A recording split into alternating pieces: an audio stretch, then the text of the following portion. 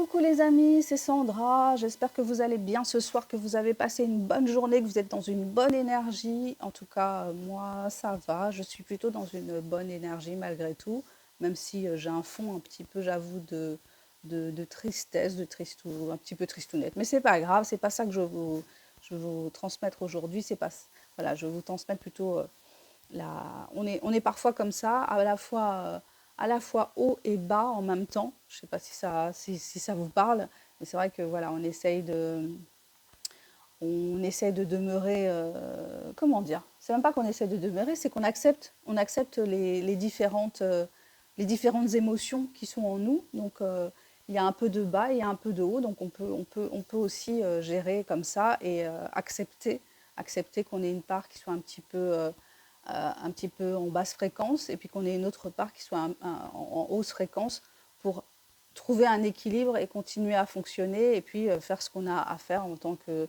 personne, en tant qu'individu. Voilà, donc c'est aussi le fait de pouvoir accueillir nos émotions, les gérer et puis faire avec quoi, faire avec notre humanité et le fait que ben, on a des zones de fragilité, on a des zones de force et puis faut faire avec. Donc ce soir, je voulais vous parler de l'énergie du rejet.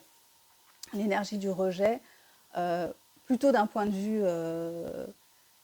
de la création artistique ou de la création, enfin, quand je parle de création, ça peut être, euh, voilà, si vous êtes créatif, je ne sais pas ce que vous faites, ça peut être de la peinture, de la sculpture, de l'écriture, ça peut être que vous fabriquez des meubles en carton, je ne sais pas, tout ce que vous faites qui est créatif.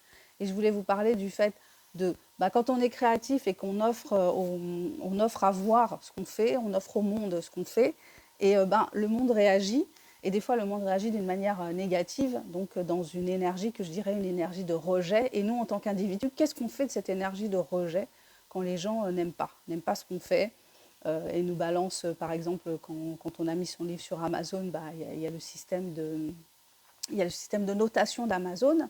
Donc, si une personne vous met un, une étoile, pardon, voilà, elle vous met une étoile, et puis elle vous rajoute par-dessus un commentaire pourri, du genre moi, j'ai eu aussi, comment c'était aussi, il y a des fois des gens qui aiment bien mettre ça vite lu, vite oublié, ou aussitôt lu, aussitôt oublié, quelque chose comme ça. Voilà, donc des fois, tu as des commentaires comme ça que bah, tu reçois cette énergie que j'appelle une énergie de rejet de ta création finalement. Et qu'est-ce que tu fais de cette énergie en fait? Est-ce que tu es là à la recevoir d'une manière, comment dire, douloureuse? Je pense que ça, c'est quand on débute en fait, hein. Quand on débute, on va regarder les commentaires. Quand c'est négatif, on est vraiment touché. Et puis après, au bout d'un moment, je pense que quand on continue à écrire malgré tout, et ben même si on a des commentaires négatifs, même si les gens nous disent ben, j'ai pas aimé, ou des commentaires lapidaires un peu comme ça, euh, comme du ciel, quoi, c'est un peu fielleux, et ben au bout d'un moment, ben, on s'en fiche un peu, puis même des fois, enfin j'avoue maintenant, je ne lis même plus les commentaires, je lis plutôt je ne lis plus trop, pardon, les commentaires négatifs, euh, voilà. Donc, qu'est-ce qu'on en fait de cette énergie qui nous paraît être une énergie du rejet de notre création? Ben, moi, je crois qu'il faut justement parvenir à l'accepter. Voilà, comme je parlais tout à l'heure d'acceptation des émotions, ben, il faut aussi accepter le fait que ben, il y a des gens qui vont aimer ce qu'on fait, il y a des gens qui ne vont pas aimer ce qu'on fait, il y a des gens qui vont être totalement indifférents à ce qu'on fait, il y a des gens qui vont nous balancer des commentaires violents, enfin, pas forcément dans la forme, mais qui vont contenir une certaine violence parce que bah, ça fracasse ce que tu as peut-être mis un an, 2 ans, 3 ans à écrire. Mais la personne en face, elle ne s'en rend pas compte, hein. Elle a le produit fini, elle juge. Donc la personne est dans le jugement. Donc toi, est-ce que tu es obligé d'accepter le jugement? Bah, pas forcément. Tu peux te dire, tu peux ou non donner une légitimité à la personne en face pour te juger. Qui es-tu pour juger ce que j'ai fait finalement? Tu te donnes le droit de le juger parce qu'il il y a maintenant ces plateformes où les gens peuvent dire ce qu'ils pensent et puis Et puis voilà, donc tu as l'objet livre et tu as le lecteur qui va donner son avis, mais ce n'est qu'un avis, ce n'est qu'un avis de lecteur. Donc il n'y a pas non plus une portée, comment dire, c'est pas, enfin, pas une portée transcendantale ce que dit le lecteur, c'est juste un lecteur qui a lu ce que tu as écrit, qui en a pensé, ce qu'il en a pensé par rapport à son histoire de lecteur aussi, hein, qu'est-ce qu'il attendait de ce que tu as écrit, qu'est-ce qu'il imaginait y trouver. Voilà, donc il a donné son avis, c'est très bien.